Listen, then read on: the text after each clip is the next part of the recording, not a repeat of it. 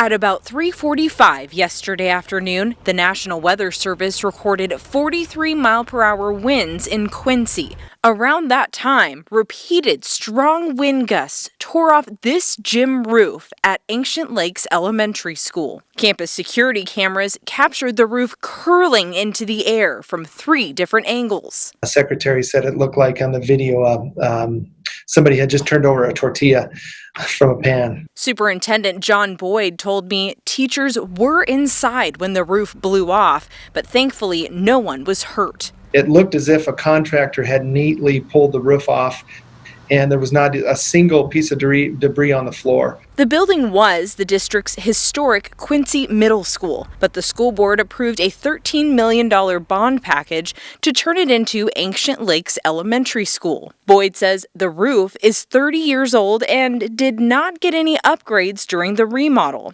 The new elementary reopened in September last year, but it barely got any use due to the coronavirus pandemic. I've never seen anything like that. Today, crews are cleaning up the debris. Meantime, all teachers will do remote learning from home for the next few days until it's safe to return.